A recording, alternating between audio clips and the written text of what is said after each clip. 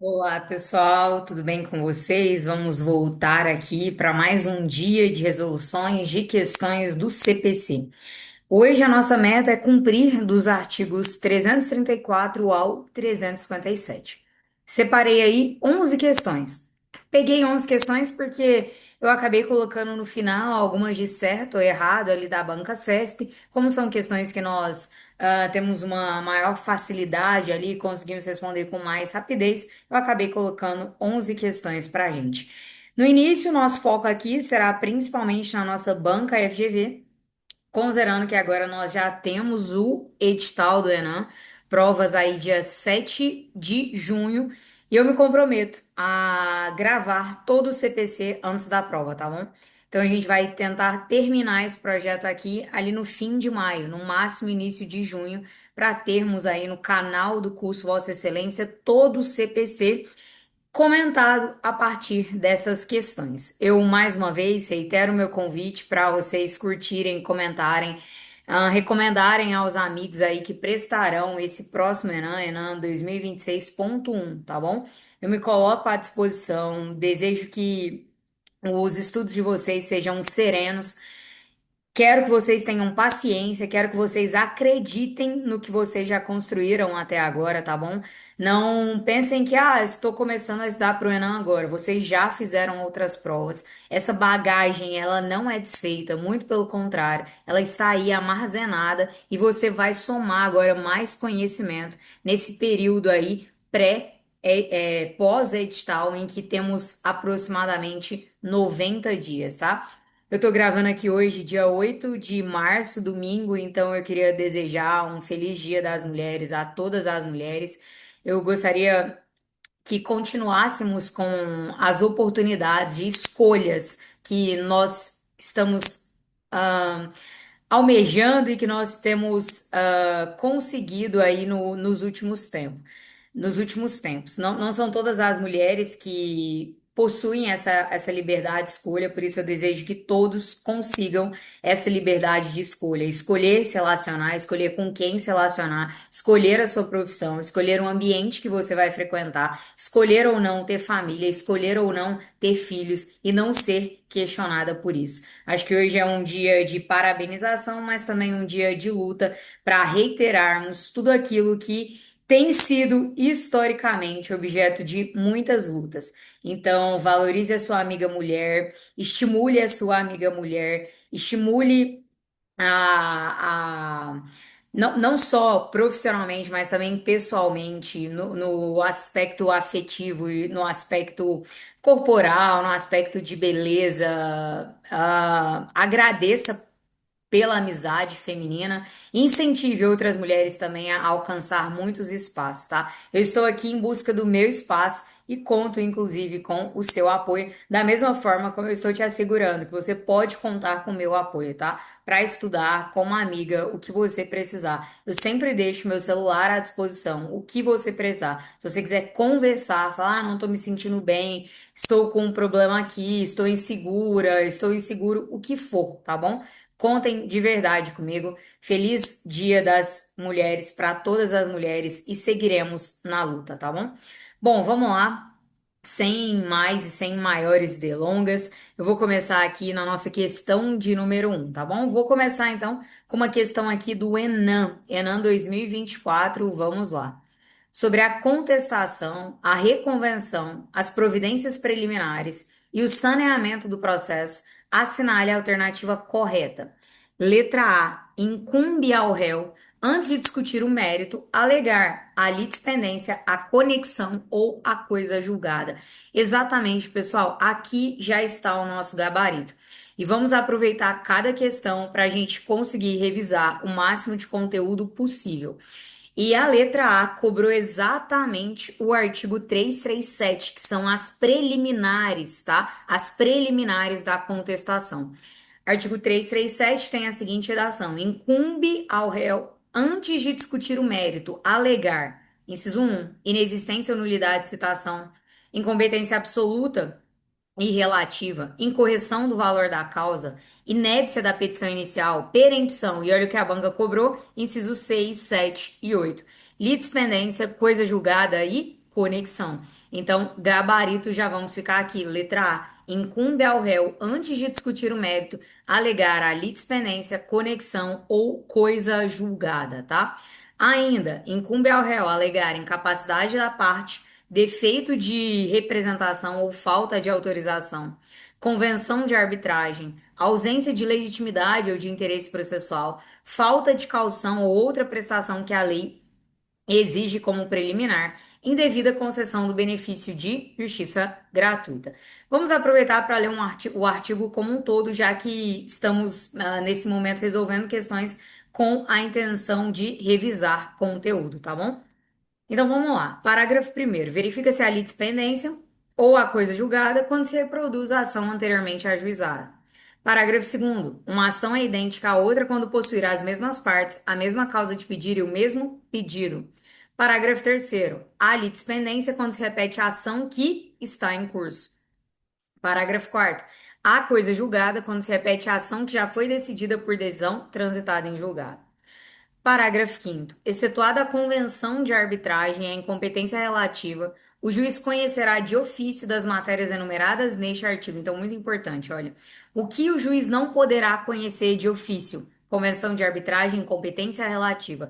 Todas as demais matérias constantes ali do 337, que traz para a gente as preliminares de contestação, poderão ser conhecidas de ofício pelo juiz. Esse parágrafo 5º é primordial. Excetuada a convenção de arbitragem e a incompetência relativa, o juiz conhecerá de ofício das matérias enumeradas neste artigo. Parágrafo 6º. Ausência de alegação da existência de convenção de arbitragem na forma prevista neste capítulo implica a aceitação da jurisdição estatal e a renúncia ao juízo arbitral. Veremos outra questão desculpa. Eu estava lendo um capítulo de um livro agorinha, estou com um capítulo aqui na cabeça. Que esse parágrafo sexto foi cobrado, tá bom? Vamos voltar nele já já. Mas por hora nós já temos o gabarito. Então, de fato, incumbe ao réu, antes de discutir o mérito, alegar o quê? Litispendência, conexão ou coisa julgada. Vamos encontrar o erro das demais alternativas. Letra B. Não é lícito ao autor propor a reconvenção em litisconsórcio com um terceiro. Errado. Toda vez que nós pensarmos em reconvenção, a gente vai descer aqui para o artigo 343. E já vamos fazer uma leitura aqui, porque depois a gente acelera em outras questões. A gente vai ver que essa questão cobrou muitos conteúdos aqui, padrão FGV. Vamos lá, reconvenção. Onde é que nós vamos propor a reconvenção? O caput do 343 já apresenta isso para a gente. Na contestação. Na contestação, é lícito ao réu propor reconvenção para manifestar pretensão própria, conexa com a ação principal ou com fundamento da defesa. Parágrafo 1º. Proposta a reconvenção, o autor será intimado na pessoa de seu advogado para apresentar resposta no prazo de 15 dias. Parágrafo 2º. A desistência da ação ou ocorrência de causa extintiva que impeça o exame de seu mérito não obsta o prosseguimento do processo quanto à reconvenção. Parágrafo 3º, foi o que caiu ali, ó. A reconvenção pode ser proposta contra o autor e terceiro. Ou parágrafo 4º também, a reconvenção pode ser proposta pelo réu em litisconsórcio com terceiro. Então, o réu, quando for propor a reconvenção, ele pode não só propor em face do autor em litisconsórcio com outra pessoa, com um terceiro, como ele também pode propor a reconvenção em face do réu, mas ele ou em face do autor, mas ele, réu, pode estar em litisconsórcio com um terceiro, tá bom? Parágrafo 3º e 4º aqui foram o objeto de cobrança. Então, a reconvenção pode ser proposta contra o autor e terceiro, assim como a reconvenção pode ser proposta pelo réu em litisconsórcio com terceiro. Parágrafo 5º. Se o réu for substituto processual, o reconvinte deverá afirmar ser titular de direito em face do substituído, e a reconvenção deverá ser proposta em face do autor, também na qualidade de substituto processual. Parágrafo 6º. O réu pode propor reconvenção independentemente de oferecer contestação. Vamos voltar aqui então. Letra B incorreta. Não é lícito ao autor propor a reconvenção em litisconsórcio com terceiro, tá? Lembrando que esse autor aqui da reconvenção é o próprio réu. É sim possível que o réu proponha a reconvenção em litisconsórcio com terceiro, tá? Então, a reconvenção pode ser proposta pelo réu em litisconsórcio com terceiro. Parágrafo 4º. Letra B está incorreta. Ó, vamos mudar de assunto. Então, em uma única questão, a gente vai passar por inúmeros artigos aqui do CPC, o que é maravilhoso para nós. Não estamos reclamando, estamos mostrando para vocês quanto a banca FGV faz interconexões. Então, é muito bom a gente ler o CPC, resolver essas questões. Podem confiar, vocês verão o desempenho de vocês em processo civil se vocês completarem todo esse nosso projeto aqui do CPC, tá bom? Eu tenho certeza que de 16 questões, 12 a 13 questões virão da letra fria aqui do CPC. Pode ser que a banca venha com algum outro julgado, mas nós também, nas nossas leituras, estamos apontando os principais julgados. Então, a nossa intenção é, de fato, vir com uma completude. Confie no seu processo de estudo. Agora não é hora de desesperar. Agora é hora de continuar, tá? Eu depois quero mostrar uma passagem que eu vi para vocês. Entre o esperar, o confiar, existem algumas palavras, né? Desesperar, desconfiar. Vamos tirar o des da nossa vida. Vamos tirar esse desconfiar, esse desesperar. Vamos manter a confiança e vamos manter a esperança, tá bom? Seguiremos. Letra C. A revelia não produz o efeito material se, a despeito da ausência de contestação tempestiva, o litígio versar sobre direitos disponíveis. É pegadinha clássica, né? Não, olha, a revelia de fato ela não vai produzir o efeito material, que é a presunção de veracidade dos fatos alegados pelo autor, quando o litígio versar sobre direitos indisponíveis, tá? E não quando o litígio versar sobre direitos disponíveis. E por que que a gente às vezes tem que tomar cuidado? Porque nós sabemos isso, mas às vezes a gente faz uma leitura rápida, né? E essa leitura rápida e precipitada pode fazer com que a gente erre uma questão que você fala, poxa, eu sei isso aqui, mas li com rapidez, não li com a tranquilidade devida. Então vamos lá agora para o artigo 344, 345 e o 346, porque com isso a gente já vai matar a revelia. A gente está gastando mais tempo nessa questão, porque nas próximas eu falo, ó, já comentamos isso aqui, e a gente vai voltar de uma forma mais tranquila. Vamos lá. Em que consiste a revelia aqui no processo civil, né? A revelia aqui no processo civil consiste na não contestação. Se o réu não contestar a ação, ele será considerado revel. E aí, cuidado, porque no processo de trabalho a gente tem outra concepção de revelia e na lei de juizado especial também. Mas aqui a gente está, nós estamos aqui contidos ao CPC. Então, para o CPC, a revelia advém da ausência de contestação. Então, se o réu não contestar a ação, será considerado revel e presumir-se-ão verdadeiras as alegações de fato formuladas pelo autor. Artigo 345. A revelia não produz o efeito mencionado no 344 se. Opa, peraí, qual é o efeito aqui do 344? É o efeito material da revelia. É a presunção de veracidade dos fatos alegados pelo autor. E quando é que eu tenho revelia? Ah, quando não tem contestação. No processo civil, a revelia se dá pela ausência de contestação. Então, será considerado revel. E qual é uma das consequências da revelia? A presunção de veracidade dos fatos formulados pelo autor. Mas sempre que eu tiver revelia, eu terei esse efeito material da revelia? Não. Não, eu posso ter o revel e ainda assim, eu não ter esse efeito material. É o que o 345 traz pra gente. A revelia não vai produzir o efeito previsto no 344. Está dizendo que ele não será revel? Não, ele será revel, só que a revelia não vai gerar o efeito material, que é a presunção de veracidade dos fatos formulados pelo autor. Quando é que a revelia não vai gerar esse efeito material? Quando, havendo pluralidade de réus, algum deles contestar a ação. 2. O litígio versar sobre direitos indisponíveis ou peguinha da banca. O litígio versar sobre direitos indisponíveis. 3. A petição inicial não estiver acompanhada de instrumentos que a lei considere indispensável à prova do ato. 4. As alegações de fato formuladas pelo autor forem inverossímeis ou estiverem em contradição com a prova constante dos autos. Artigo 346, que a gente chama de efeito processual da revelia.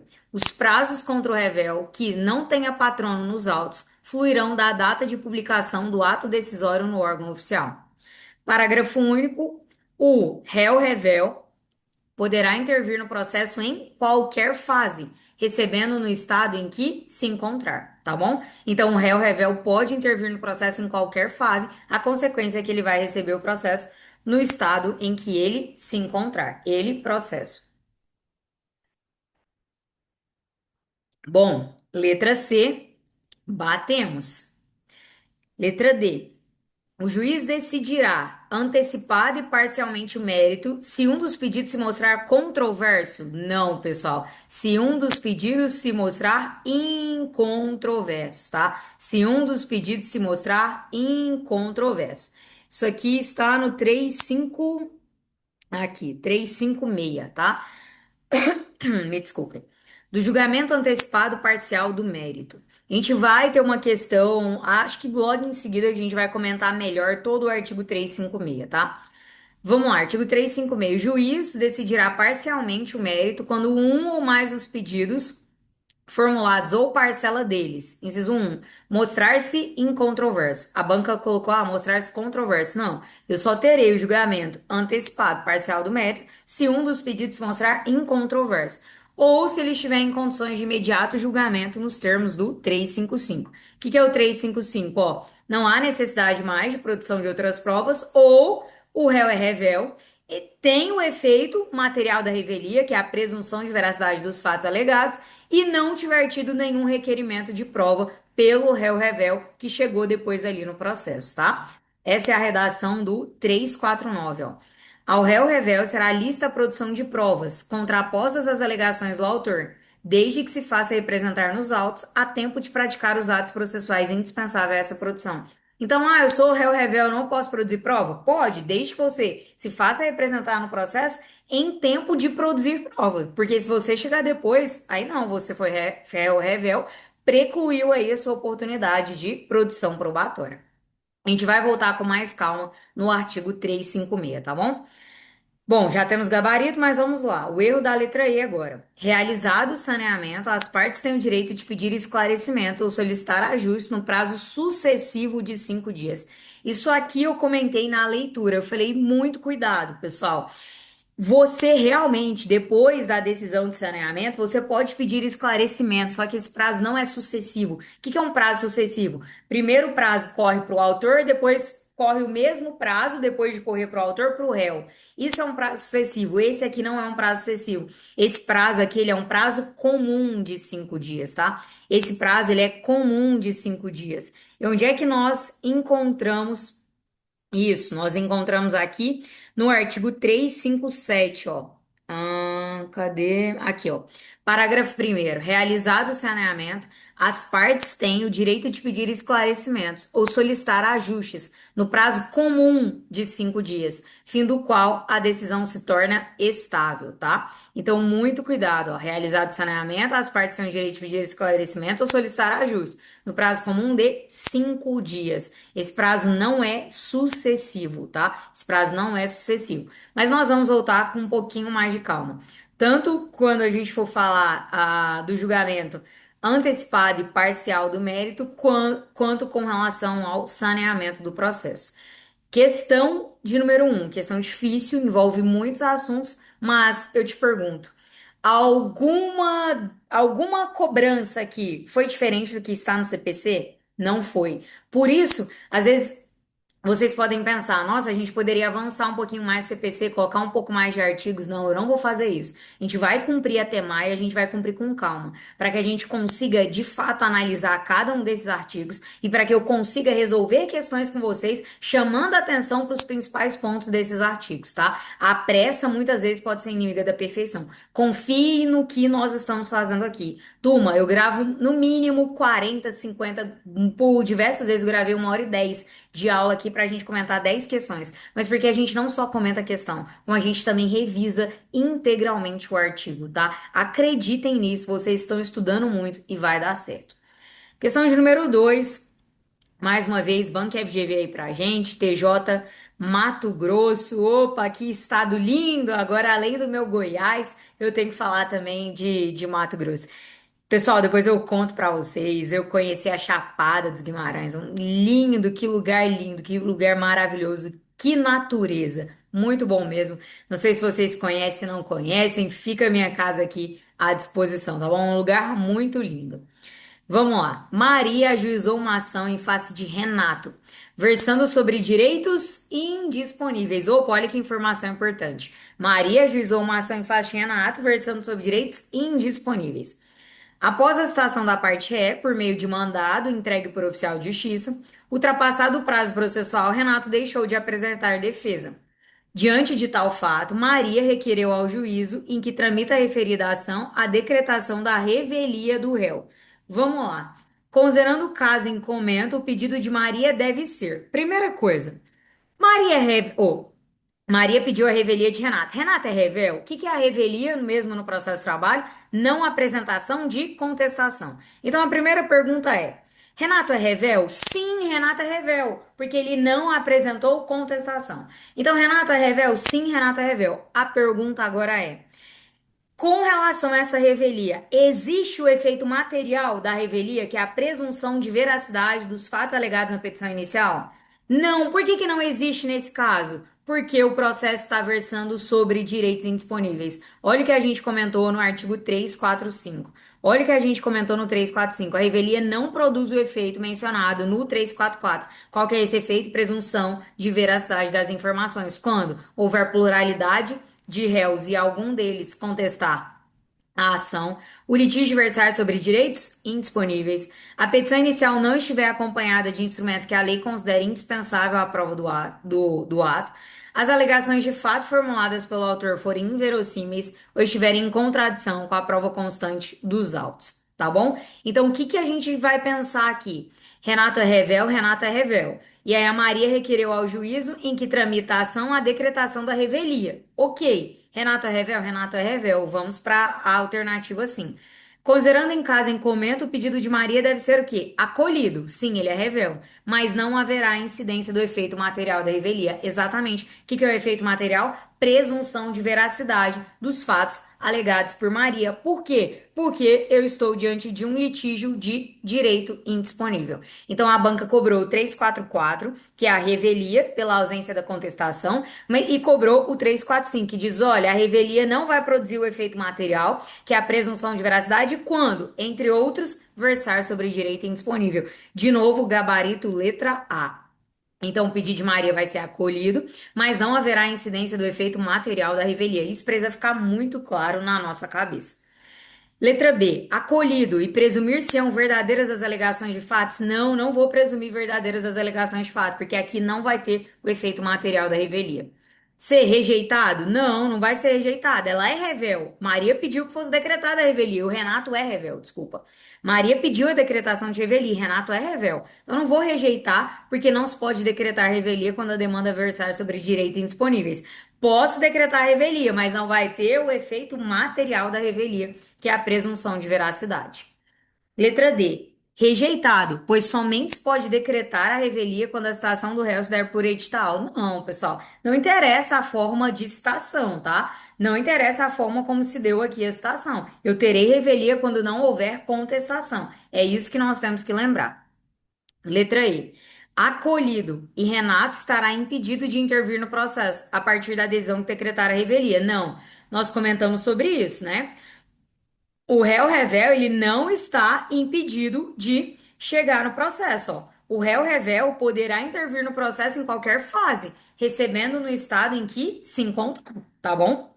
Não há essa proibição. Muito pelo contrário, o réu revel poderá intervir no processo em qualquer fase, recebendo no estado em que se encontrar, tá bom? Então, gabarito letra A, comentamos o erro aí de cada uma das outras alternativas.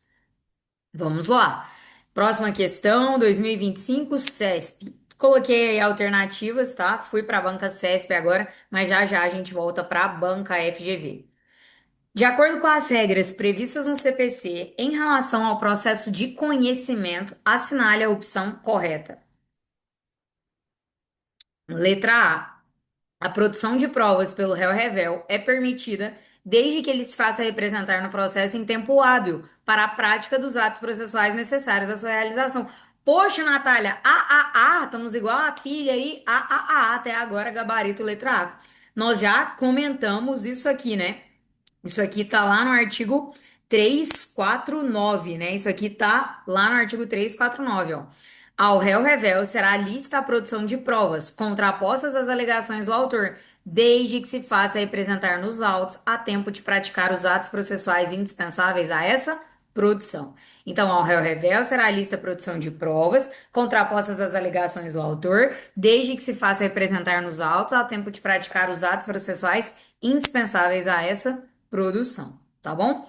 Vamos aproveitar aqui para comentar o 348, já que a gente voltou aqui no CPC.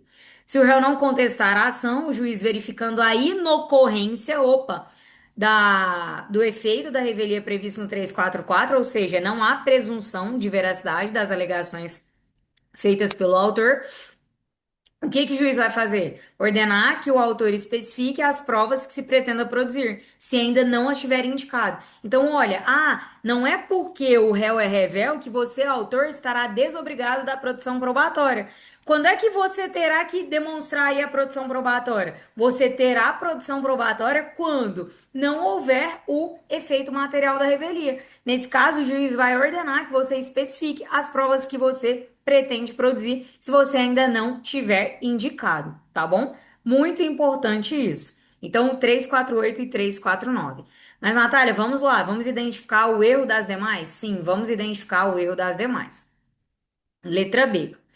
Assistência por advogado ou defensor público na audiência de conciliação é facultativa às partes, sendo possível o comparecimento desacompanhado de representante judicial quando isso facilitar a autocomposição. Ó, a Banca FGV sai de revelia e cai lá na audiência de conciliação. E aí, pessoal, deixa eu descer aqui no 334. O que que a gente tem que lembrar? Que não há essa facultatividade na representação, tá? Olha aqui a redação do parágrafo 9º, ó.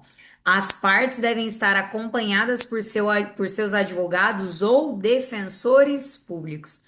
E olha o que a FGV trouxe pra gente. Assistência por advogado ou defensor público na audiência de conciliação é facultativa. Não é facultativa, ó. Capítulo 5 da audiência de conciliação ou mediação. As partes devem estar acompanhadas por seus advogados ou defensores públicos. Natália, por que que a gente não vai ler o 334 por completo agora? Porque tem outra questão que eu coloquei sobre a audiência de conciliação e mediação, que é específica sobre isso, e a gente vai voltar nessa oportunidade e comentar todo o 334, tá? Por isso que agora eu vou me limitar aqui a comentar o parágrafo 9º. E o que diz o parágrafo 9º? Opa, as partes devem estar acompanhadas por seus advogados ou defensores públicos, tá? Então vamos lá. Assistência por advogado ou defensor público na audiência é facultativa? Não é facultativa. As partes devem estar representadas por advogado. Ou defensor público, né? Letra C. O pronunciamento judicial, tá vendo? Ó, você fala, Natália, saiu agora da FGV. A primeira questão da banca FGV fez a mesma coisa que a banca CESP está fazendo aqui. Foi misturando o assunto de revelia, veio para audiência, de audiência veio aqui para julgamento antecipado parcial de mérito. É normal as bancas fazerem isso, tá bom? E vejam, ó, elas fizeram isso dentro de artigos ali próximos. Por isso que nós temos uma divisão estratégica de leitura de CPC. C. O pronunciamento judicial que realiza o julgamento antecipado parcial do mérito possui natureza de sentença e somente pode ser utilizado para reconhecimento de obrigação líquida. Pessoal, dois erros aqui. Primeira coisa, o pronunciamento judicial que realiza o julgamento antecipado parcial de mérito não possui natureza de sentença. Primeira coisa, o que é sentença? Vamos voltar lá no artigo 203. O que a gente já comentou sobre sentença? Sentença é o ato que o que? Coloca fim ao procedimento comum ou extingue a execução. Quando eu tenho julgamento parcial antecipado de mérito, eu estou acabando com o procedimento comum? Eu estou encerrando ali o procedimento comum? Ou eu estou extinguindo a execução? Não, eu não estou. Eu estou simplesmente apreciando parcela do mérito. Isso não tem natureza de sentença. A sentença é a fase que encerra o procedimento comum ou que extingue a execução. Por uma questão conceitual, a gente sabe que o julgamento antecipado e parcial de mérito não tem natureza de sentença. Não tem natureza de sentença. Por isso, do julgamento parcial antecipado de mérito, vai caber apelação? Não cabe apelação, porque não tem natureza de sentença. Vai caber o quê? Agravo de instrumento. Então, ó, de novo, olha o conceito aqui do 203. Os pronunciamentos do juiz consistirão em sentenças, decisões interlocutórias e despacho. Parágrafo 1º. Ressalvadas as disposições expressas dos procedimentos especiais, Sentença é o pronunciamento por meio do qual o juiz, com fundamento no 485 e 487, põe fim à fase cognitiva do procedimento comum, bem como extingue a execução. Quando a gente tem o julgamento antecipado e parcial de mérito, a gente não tem a o encerramento da fase do procedimento comum ou a extinção da execução. Olha aqui, ó. O juiz decidirá parcialmente o mérito quando um ou mais dos pedidos formulados ou parcela deles estiver mostrarem-se incontroversos ou estiver em condições de imediato julgamento. E aí, o que a banca cobrou? Além da natureza, a banca cobrou a natureza, a banca cobrou isso aqui, ó.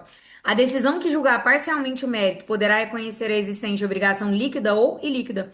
Então, eu posso ter um julgamento antecipado parcial de mérito e com uma decisão ali ilíquida, sim. Essa decisão no julgamento antecipado parcial de mérito não precisa ser líquido, tá? Não precisa de liquidez. Em mais de uma oportunidade, a banca FGV cobrou isso aqui da gente e trouxe aqui de novo, tá? Agora foi a banca CESP, mas a gente vai ver outra oportunidade que a banca FGV fez o mesmo peguinha. Então, pronunciamento que realiza o julgamento antecipado parcial de mérito possui natureza de sentença? Não, não possui. Inclusive, não é agravável por. Não, não é agravável por sentença, é ótimo. Não é recorrível por apelação. É agravável por agravo de instrumento. E somente pode ser utilizado para reconhecimento de obrigações líquidas? Não, tanto para obrigações líquidas quanto para obrigações ilíquidas. D. O saneamento do processo deve ser realizado impreterivelmente em audiência, sempre que houver necessidade de produção superveniente de provas. Turma, não é obrigatória a audiência, tá? O juiz, a depender da complexidade, a depender das controvérsias ali de fato e de direito, ele poderá sim realizar uma audiência de saneamento, mas o saneamento não deve ser realizado impreterivelmente em audiência, tá? A gente vai ver também aqui com calma o 357, ó. Aqui, ó. Olha o parágrafo terceiro. Se a causa apresentar complexidade em matéria de fato ou de direito, deve o juiz designar audiência para que o saneamento seja feito em cooperação com as partes, oportunidade em que o juiz, se for o caso, convidará as partes a integrar ou esclarecer suas alegações. Não existe essa obrigatoriedade, esse impreterivelmente, tá? O saneamento não precisa ser realizado impreterivelmente em audiência. O juiz pode designar audiência se as questões de fato e de direito ali envolverem uma complexidade que justifique essa audiência, mas não há esse impreterivelmente, essa necessidade de realmente realizar essa audiência, tá? Ou de saneamento. Letra E. O réu que, ao alegar sua ilegitimidade, deixar de indicar o sujeito passivo da relação discutida em juízo, quando tiver conhecimento deste, perderá o direito de recorrer da decisão que trata da questão processual. Turma, ele não vai perder o direito de recorrer. Na verdade, ele vai ser condenado em despesas e honorários, tá? Ele será condenado em despesas e honorários. Esse aqui, vamos lá, 338, tá? Aqui, ó. Alegando o réu na contestação ser parte ilegítima ou não ser o responsável pelo prejuízo invocado, o juiz facultará ao autor em 15 dias a alteração da petição inicial para a substituição do réu. Realizado a substituição, o autor reembolsará as despesas e pagará os honorários ao procurador do réu excluído, que serão fixados entre 3 e 5% do valor da causa. Ou, se o valor da causa for irrisório, a gente vai fixar por equidade. Natália, mas não é isso, é o 339. Só que como o 339 faz referência ao 338, eu comecei pelo 338. Agora vai vir a situação da nossa questão. Quando alegar sua ilegitimidade, então o réu alegou ilegitimidade. O que ele tem que fazer? Incumbir ao réu indicar o sujeito passivo da relação jurídica discutida, sempre que tiver conhecimento, sob pena de arcar com as despesas processuais e de indenizar o autor pelos prejuízos decorrentes da falta de indicação. Então, ó, quando alegar ilegitimidade, incumbe ao réu indicar, sempre que tiver conhecimento, quem é a parte legítima, sob pena de arcar com as despesas processuais e de indenizar o autor pelos prejuízos que essa falta de indicação ocasionar. Parágrafo 1º. O autor, ao aceitar a indicação, procederá no prazo de 15 dias à alteração da petição inicial para a substituição do réu. observando-se ainda o parágrafo único do 338. Parágrafo segundo. No prazo de 15 dias, o autor pode optar por alterar a petição inicial para incluir como litisconsorte passivo o sujeito indicado pelo réu. Olha isso, né? O réu indica alguém, o autor falou assim: não, é verdade, mas eu não vou te tirar, não. Você vai continuar, eu vou colocar essa pessoa que você está indicando aqui também.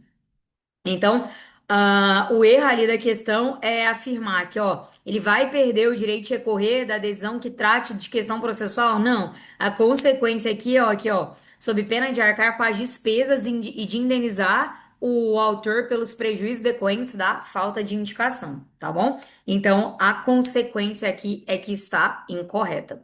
Por isso, questão 3 gabarito, letra A. Questão 3 gabarito, letra A. Vamos lá, questão 4. FGV no que se refere à reconvenção. Opa, reconvenção nós já fizemos basicamente toda a leitura. Vamos lá já gabaritar essa questão. No que se refere à reconvenção, é correto afirmar que, depois de sua propositura, o autor reconvindo deverá ser intimado por oficial de justiça para ofertar resposta no prazo de 15 dias. Pessoal, a intimação aqui é na pessoa do advogado.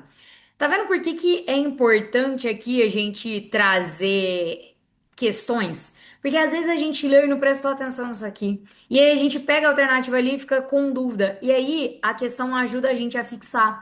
Porque às vezes a gente leu isso aqui e não prestou atenção. Mas, ó, proposta da reconvenção, o autor será intimado na pessoa de seu advogado.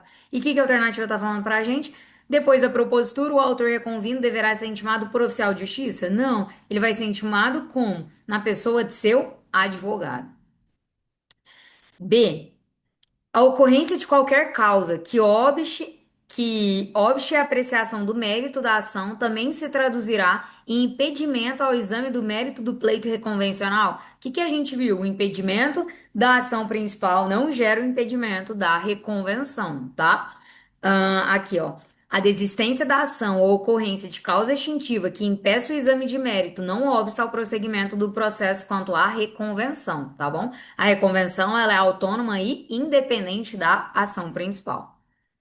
C. Ao réu é vedado formular pedido reconvencional de cunho condenatório, caso a petição tenha veiculado pretensão de natureza meramente declaratória. Pessoal, não há essa vedação, muito pelo contrário, a reconvenção pode ser sobre qualquer assunto conexo ali ao pedido que consta da ação principal, ó. Cadê aqui, ó? É o. Cadê que falar? Pedido aqui, é o próprio caput do 343. Na contestação, é lícito ao réu propor reconvenção para manifestar pretensão própria, conexa com a ação principal ou com fundamento de defesa. Não é porque só tem pedido declaratório, eu só posso reconvir com relação a pedido declaratório. Não, basta que seja conexo com a ação principal ou com fundamento da defesa. Não precisa, declaratório tem que ser declaratório, condenatório tem que ser condenatório. Não, basta que haja conexão com a ação principal ou com o fundamento da defesa, tá? D. Ao réu é lícito formular o pleito reconvencional em litisconsórcio com terceiro, assim como poderá fazê-lo em desfavor do autor e de terceiro. Exatamente, parágrafos que nós destacamos bastante, né? A própria banca FGV já tinha cobrado isso aqui anteriormente. Então, ao réu é lícito formular o pedido de reconvenção. Ele, réu, em litisconsórcio com terceiro em face do autor, assim como ele poderá fazer a reconvenção em face do autor em litisconsórcio com terceiro, tá? É isso aqui que nós vimos, parágrafos terceiro e quarto. A reconvenção pode ser proposta contra o autor e terceiro, a reconvenção pode ser proposta pelo réu em litisconsórcio com terceiro, tá? Letra E. Deu o nosso gabarito, já chegamos aqui no nosso gabarito. E, caso a petição da reconvenção seja liminarmente indeferida pelo juiz, poderá o réu reconvinte manejar recurso de apelação para impugnar essa decisão. Não, pessoal. Se houver esse indeferimento liminar da reconvenção, o recurso cabível é agravo de petição. E onde é que nós vamos encaixar esse agravo de petição? Lá no 1015, inciso 2, que é o cabimento do agravo de petição em face de questões que abarcam mérito, tá? Deixa eu pegar aqui pra gente, ó. Cabe agravo de instrumento contra as lesões interlocutórias que versarem sobre mérito do processo, tá? E é o caso da reconvenção.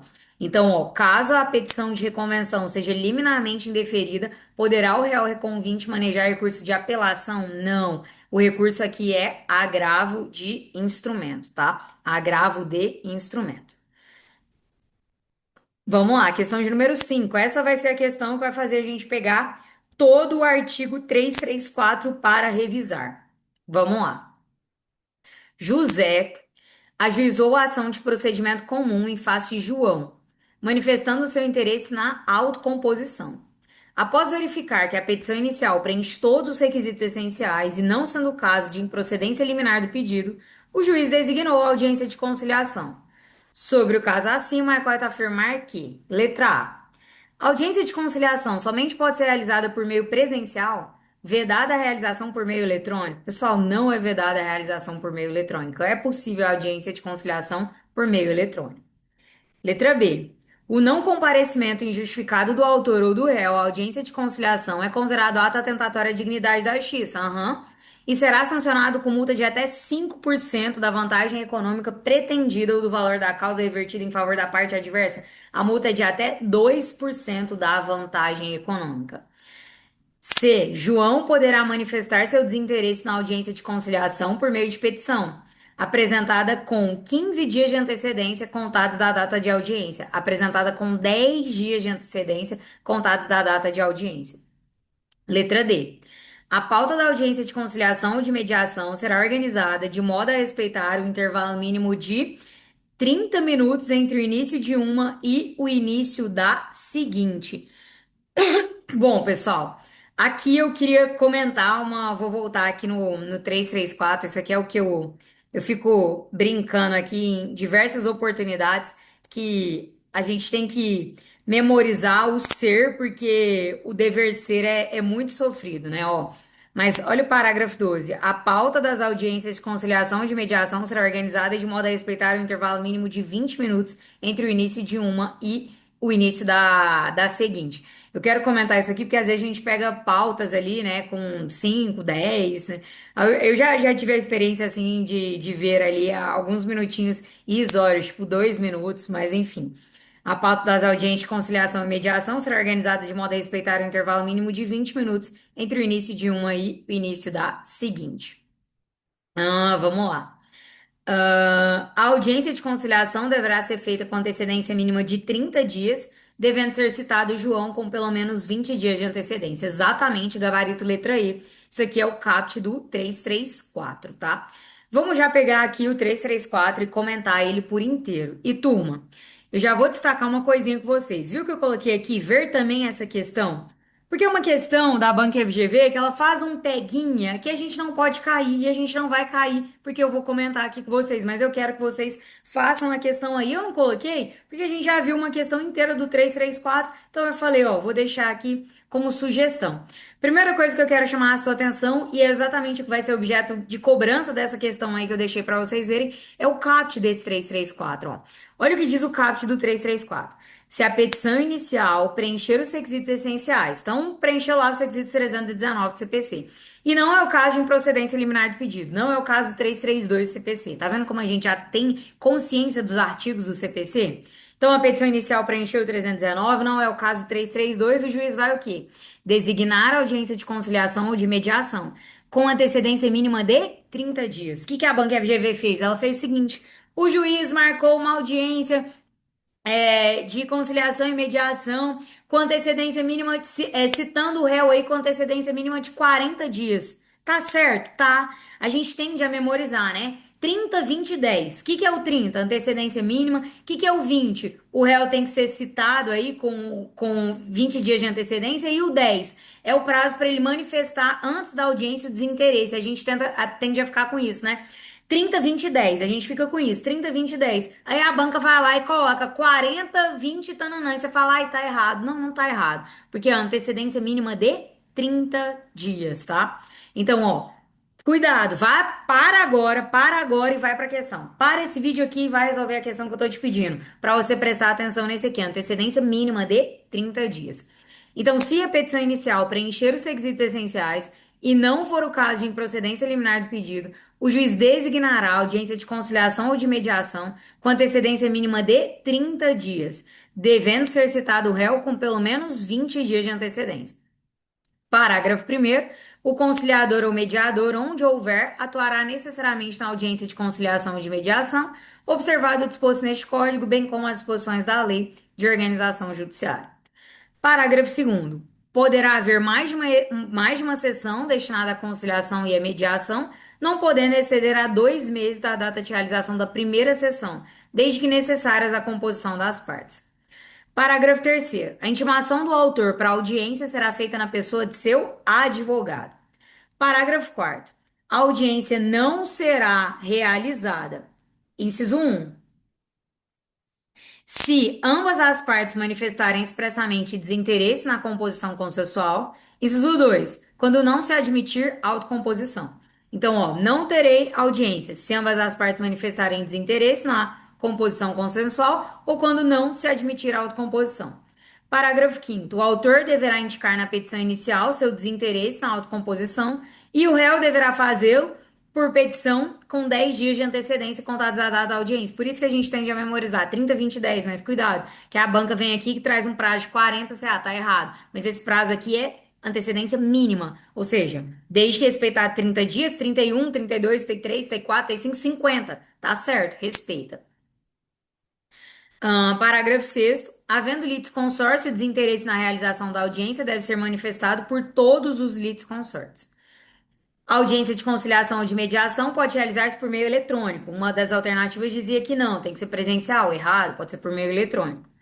Parágrafo oitavo. Não comparecimento injustificado do autor ou do réu à audiência de conciliação é considerado ato atentatório à dignidade da justiça e será sancionado com multa de até 2% da vantagem econômica pretendida ou do valor da causa, revertida em favor da União ou do Estado. Então aqui tinha um outro erro ainda, porque aqui eles falavam, ó, revertida em favor da parte adversa. Errado, ó. Revertida em favor da União ou do Estado, tá? Eu esqueci de chamar a atenção com relação a isso, faço oportunamente. Parágrafo 9. As partes devem estar acompanhadas por seus advogados ou defensores públicos. A gente já tinha comentado isso em outra questão, né? E eu disse que iria voltar. Voltamos agora para ver o 334 completo. Parágrafo 10. A parte.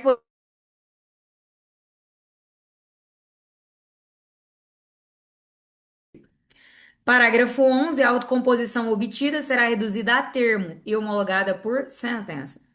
A pauta de audiência de conciliação ou de mediação será organizada de modo a respeitar o intervalo mínimo de 20 minutos entre o início de uma e o início da seguinte, tá bom?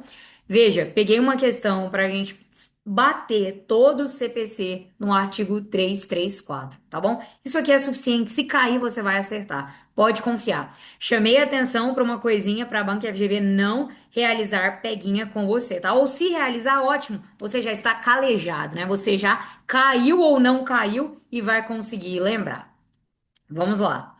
Vamos para mais uma questãozinha, questão de número 6.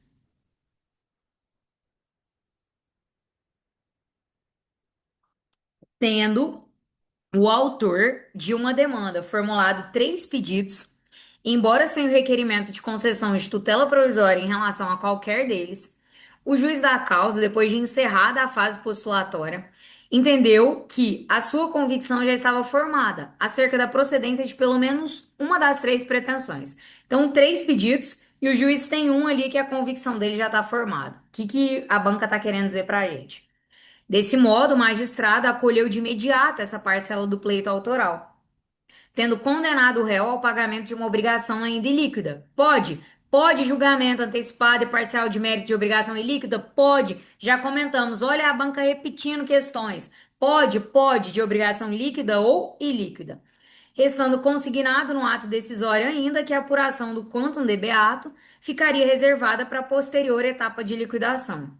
Sem prejuízo, o magistrado determinou o prosseguimento do feito, rumo à fase da instrução probatória, para fins de futuro julgamento dos outros pedidos veiculados na peça exordial. Magistrado, que isso, maravilhoso, exatamente. Então, sem prejuízo, vou prosseguir o feito para a produção probatória dos demais. A respeito do quadro apresentado, assinale a alternativa correta. Letra A. O juiz agiu equivocadamente, uma vez que não há previsão na lei processual para a cisão do julgamento dos pedidos formulados na petição inicial, é possível sim o julgamento parcial e antecipado do mérito. Então, o juiz agiu equivocadamente? Não, não agiu. Tem sim previsão na lei processual para a cisão do julgamento dos pedidos formulados na petição inicial. B. O juiz agiu equivocadamente, uma vez que, embora a lei processual prevê julgamento antecipado parcial de mérito, isso pressupõe, na hipótese de condenação, o cumprimento de obrigação pecuniária que seja líquida. Errado. Pode ser tanto uma obrigação pecuniária líquida quanto uma ilíquida. Não tem problema estar ilíquido o pedido. É admitido o julgamento parcial e antecipado do mérito da mesma forma. C. O juiz agiu equivocadamente, uma vez que, embora a lei processual prevê julgamento antecipado parcial do mérito, isso pressupõe que tenha sido requerida na petição inicial a concessão de tutela provisória? Não, não tem que ter pedido anteriormente a tutela provisória, tá? E, salvo engano, pessoal, isso existia no CPC 73, mas não existe mais, tá? O juiz agiu equivocadamente? Não, tá tudo certo. Não tem problema eu ter o julgamento parcial antecipado do mérito sem qualquer pedido de tutela provisória, tá? Não é uma exigência para que haja o julgamento antecipado parcial do mérito. Letra D. O juiz agiu acertadamente, tá? Sendo a decisão de julgamento antecipado parcial do mérito impugnável por recurso de apelação. Não, porque não é sentença, eu não tenho sentença. Por que eu não tenho sentença? Porque eu não acabei com o procedimento comum. Tanto eu não acabei que eu julguei um pedido e eu estou determinando a fase probatória para os outros. Continua o procedimento comum. Isso não é sentença, tá? A gente também já tinha comentado a natureza. Não é sentença, isso aqui é uma decisão interlocutória. O juiz agiu acertadamente, letra E, sendo a decisão de julgamento antecipado parcial do mérito impugnável por recurso de agravo de instrumento. Letra E é o nosso gabarito. O juiz agiu acertadamente, sendo a decisão de julgamento antecipado parcial do mérito impugnável por recurso de agravo de instrumento. Exatamente. Vamos aproveitar essa questão aqui para revisar tudo que a gente puder ali sobre o julgamento antecipado parcial de mérito. Eu disse que teria uma questão que a gente voltaria, né? Vamos pegar aqui, ó. Vamos pegar toda essa parte aqui, ó. Vamos lá. Do julgamento conforme o estado do processo. Artigo 354. Ocorrendo qualquer das hipóteses previstas no 485, que é a extinção sem resolução do mérito, e 487, inciso 2 e 3, que é homologar a transação, o juiz proferirá a sentença. Tá. A decisão a que se refere o caput pode dizer respeito apenas à parcela do processo, caso em que será impugnável por agravo de instrumento. Seção 2. Do julgamento antecipado do mérito. O juiz julgará antecipadamente o pedido, proferindo sentença com resolução de mérito quando não houver necessidade de produção de outras provas. 2. O réu for revel, conforme o efeito previsto no 344, e não houver requerimento de prova. Então, não houve a presunção de veracidade e não houve requerimento de prova, tá? Vamos lá. Artigo 356, foi o que foi cobrado aqui. Foi o que foi cobrado na nossa prova, tá? Eu voltei só para a gente poder revisar um pouquinho. Isso aqui foi o objeto da questão. Nada anteriormente estava na questão. Do julgamento antecipado parcial do mérito. O juiz decidirá parcialmente o mérito quando um ou mais dos pedidos formulados ou parcela deles mostrar-se incontroverso. 2. Quando estiver em condições de imediato julgamento, nos termos do 355. O que é o 355? Não tem necessidade de produção de outras provas, ou o réu foi revel, tem o efeito da presunção de veracidade e não houve requerimento de produção probatória, tá?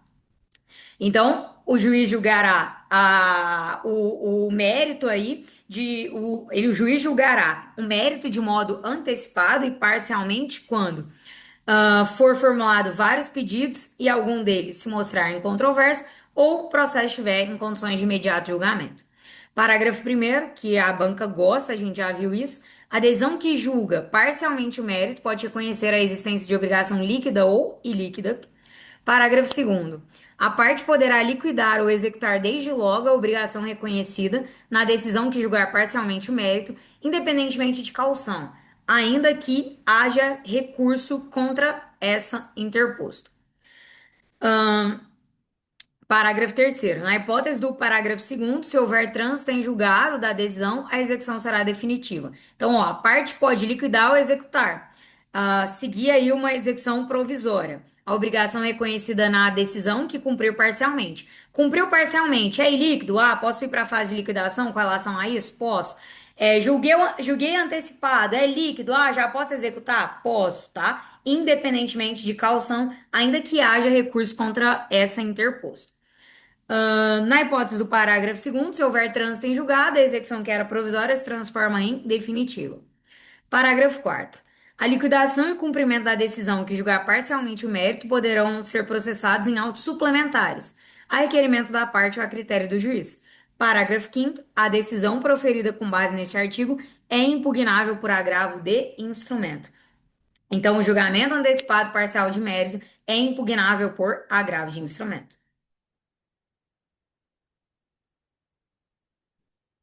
Vamos lá, para a gente descansar um pouquinho, vamos pegar certo ou errado aqui da banca CESP, tá?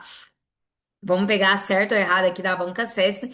Banco FGV a gente já viu, adora cobrar contestação, reconvenção, revelia, julgamento antecipado parcial de mérito. Eu revisaria isso sem sombra de dúvidas. Vamos lá, vamos já analisar aqui, certo ou errado. É admissível a realização de audiência de saneamento, mesmo quando não houver necessidade de produção de outras provas além das documentais? Sim, sim, sim, sim. É admissível a realização de audiência de saneamento, mesmo quando não houver necessidade de produção de outras provas. Pessoal, a audiência de saneamento, ela vai existir a depender das questões fáticas e de direito que estão sendo ali discutidas. É o juiz, no caso concreto, que vai determinar. Não é porque eu tenho simplesmente provas documentais que não será necessário essa audiência de saneamento e organização do processo. Inclusive, vamos aproveitar para a gente revisar isso aqui tudo sobre saneamento e organização do processo, tá bom? Porque as outras questões, certo ou errado, a gente avança um pouquinho mais rápido. Vamos lá. Não ocorrendo nenhuma das hipóteses deste capítulo, deverá o juiz fazer o quê? Decisão de saneamento de organização do processo. Para quê? Qual a finalidade dessa decisão de saneamento e organização do processo? Resolver as questões processuais pendentes, se houver. Delimitar as questões de fato sobre as quais recairá a atividade probatória, especificando os meios de prova admitidos. Definir a distribuição do ônus à prova, observado 373, ali, fato constitutivo do autor, impeditivo, modificativo ou extintivo do réu, tá? Delimitar as questões de direito relevantes para adesão de mérito, designar se necessária audiência de instrução e julgamento. Parágrafo 1º. Realizado o saneamento, as partes têm o direito de pedir esclarecimento ou solicitar ajuste no prazo comum de 5 dias. A gente já viu que a banca gosta de cobrar prazo sucessivo e mudar esse prazo. Não, esse prazo aqui é comum de 5 dias, fim do qual a adesão se torna estável. Parágrafo 2º. As partes podem apresentar ao juiz para homologação delimitação consensual das questões de fato e de direito, a que se referem os incisos 2 e 4, que é a questão de fato e de direito, a qual, se homologada, vincula as partes e o juiz. Então, as partes mesmo podem realizar a delimitação consensual das questões de fato e de direito ali, ou seja, as próprias partes podem realizar esse saneamento. Sim, se elas estiverem de acordo, a gente, a controvérsia é essa, é essa, é essa. O fato é esse, a controvérsia é essa. As próprias partes fizeram ali o saneamento e a organização. Parágrafo 3º, cai bastante. Se a causa apresentar complexidade em matéria de fato ou de direito, deverá o juiz designar a audiência para que o saneamento seja feito em cooperação com as partes, oportunidade em que o juiz, se for o caso, convidará as partes a integrar ou esclarecer suas alegações. Parágrafo 4º. Caso tenha sido determinada a produção de prova testemunhal, o juiz fixará prazo comum, não superior a 15 dias, para que as partes apresentem rol de testemunhas. Então, prazo comum aqui para elas pedirem esclarecimento sobre a adesão de saneamento, 5 dias. E agora, prazo comum aqui não superior a 15 para que elas apresentem rol de testemunha. Na hipótese do parágrafo 3º, as partes devem levar para a audiência prevista o respectivo rol de testemunhas. Parágrafo 6º, o número de testemunhas arroladas não pode ser superior a 10, sendo 3 no máximo para a prova de cada fato. Ah, mas eu tenho muitos fatos ali, máximo 10, tá? Parágrafo 7º, o juiz pode limitar o número de testemunhas, levando em conta a complexidade da causa e dos fatos individualmente considerados. Parágrafo 8º, caso tenha sido determinada a produção de prova pericial, o juiz deve observar o disposto no 465, e, se possível, estabelecer desde logo o calendário para sua realização. Parágrafo 9º, as pautas deverão ser preparadas com intervalo mínimo de 1 hora entre as audiências. Então, ó, cuidado. O que a gente viu ali? Designação de uma audiência para outra, de conciliação e mediação, né? 20 minutos. Cuidado. E agora? As pautas deverão ser preparadas com intervalo mínimo de 1 hora entre as audiências. Bom, lá a gente estava falando de audiência de conciliação e mediação. Aqui a gente está falando de saneamento e organização do processo. Então, pegamos uma simples questãozinha aqui para a gente revisar todo o artigo 357. Então, Natália, é admissível a realização de audiência de saneamento mesmo quando não houver necessidade de produção de outras provas além das documentais? Sim, é possível. Não tem nenhuma vedação. Não existe uma previsão dizendo assim, eu só vou fazer a audiência de saneamento se eu não tiver prova documental. Não. A audiência de saneamento é para organizar, é para ficar claro, tanto para as partes quanto para o juiz. Ó, isso aqui se analisado, isso aqui está controvertido, isso aqui foi o fato, isso aqui foi a controvérsia. Vamos organizar o processo, porque agora a gente vai instruí-lo para depois eu vir com o julgamento. Então, isso aqui está certo. Vamos lá, questão de número 8. Na fase de saneamento, o juiz pode convidar as partes a ajustar consensualmente os pontos controvertidos sobre os quais recairá a atividade probatória. Pode sim, não tem nenhum problema, ó. As partes podem apresentar ao juiz para homologação delimitação consensual das questões de fato e direito. Pode o juiz convidar as partes a ajustar consensualmente os pontos controvertidos sobre os quais recairá a atividade probatória? Sim, é o juiz falando: olha, vocês são os sujeitos mais interessados aqui. Vamos lá, vocês têm interesse em estabelecer aí consensualmente os pontos controvertidos sobre os quais recairá a atividade probatória? É possível, tá? Então, na fase de saneamento, o juiz pode convidar as partes a ajustarem consensualmente os pontos controvertidos sobre os quais recairá a atividade probatória. Questão de número 9. A questão deve ser a contestação, a questão. A contestação deve ser apresentada no dia. Isso aqui eu trouxe para revisar um artigo que a gente não revisou, que é o 335. Vamos lá. A contestação deverá ser apresentada no dia da audiência de conciliação, caso infrutífera a tentativa de composição judicial sob pena de preclusão? Não. Vamos ver aqui os prazos de apresentação da contestação. Artigo 335. Era um artigo que a gente não tinha revisado e eu quis trazer aqui essa questãozinha para permitir a nossa revisão. Vamos lá. Da contestação. O réu poderá oferecer contestação por petição no prazo de 15 dias, cujo termo inicial será, inciso 1, a data da audiência de conciliação ou mediação ou a última sessão de conciliação, quando qualquer parte não comparecer ou comparecendo não houver autocomposição. 2. Quando é que eu vou contar o prazo, então, aqui de 15 dias? 2. Do protocolo do pedido de cancelamento da audiência de conciliação ou de mediação apresentada pelo réu, quando ocorrer a hipótese do 334, parágrafo 4º, inciso 1. O que é o 334, parágrafo 4º, inciso 1? Quando ambas as partes tiverem manifestado o desinteresse. Bom, outra forma de contar, na forma prevista do 231, que é aquele artigo que traz as diversas possibilidades de citação, de acordo com o modo como foi feita a citação. Por exemplo, se foi por oficial de justiça, é da data de juntada do mandado aos autos, tá? Então, o réu poderá oferecer contestação e o termo inicial varia, que é da data de audiência, conciliação e mediação, quando qualquer parte não compareceu, se comparecendo não houver autocomposição. Do protocolo do pedido de cancelamento, quando as duas partes manifestarem o desinteresse, ou conforme ali o 231, de acordo com o modo como a citação foi feita. No caso de litisconsórcio, ocorrendo a hipótese do 334, parágrafo 6º, que é quando todos manifestarem ali o desinteresse por participar da audiência, o termo inicial previsto no inciso 2 para cada um dos réus será a data de apresentação do seu respectivo pedido de cancelamento.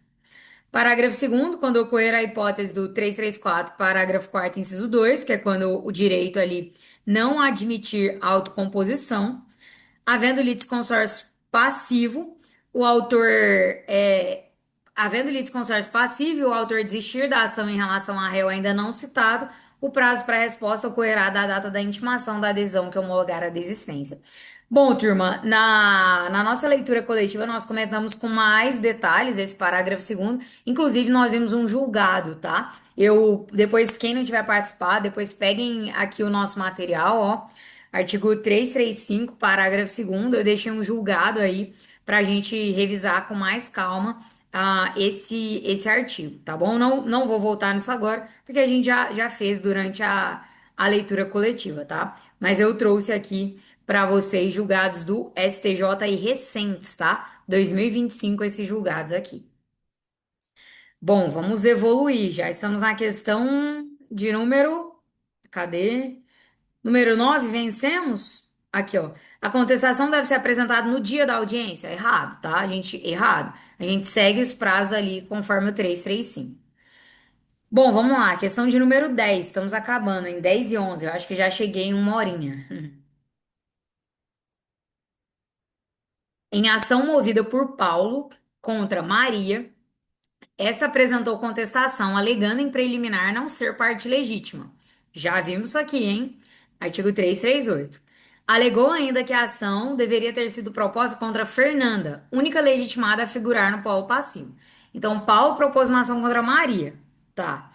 A Maria apresentou o quê? Preliminar de contestação, alegando não ser parte legítima. Alegou ainda que a ação deveria ter sido proposta contra Fernanda, única legitimada a figurar no polo passivo. Intimada a se manifestar sobre a contestação, Paulo concordou com a preliminar, pleiteando a substituição de Maria por Fernanda, com prosseguimento do feito. Nesse caso, de acordo com o CPC, verificando a procedência da preliminar, o juiz deve. O que o juiz deve fazer? Deferir a substituição da ré sem extinguir o processo. Além disso, deverá condenar Paulo a reembolsar as despesas suportadas por Maria, bem como a pagar os honorários em favor do advogado dela, exatamente, de 3 a 5%. Comentamos isso aqui. Artigo 338 ou 339. Confundo os dois aqui, ó. Aqui, ó, é o 338. Alegando o réu na contestação ser parte legítima ou não ser o responsável pelo prejuízo, o juiz facultará ao autor em 15 dias a alteração da petição inicial para substituir o réu. No caso, o autor quis, o Paulo concordou. Realizada a substituição, o que o autor deve fazer?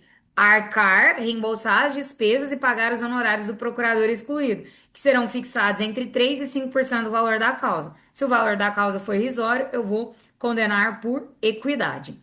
Então, foi essa a nossa situação? Foi. O que o juiz deve fazer nesse caso aqui? Deferir a substituição da ré, sem extinguir o processo. Além disso, deverá condenar Paula a reembolsar as despesas suportadas por Maria, bem como a pagar honorários em favor do advogado dela. Letra A é o nosso gabarito. Letra B, extinguir o processo e indeferir a substituição da ré? Não tem por que fazer isso. Deferir a substituição sem extinguir o processo. Além disso, deverá condenar Paula a reembolsar as despesas suportadas por Maria, mas não condenará o pagamento de honorários, despesas e honorários.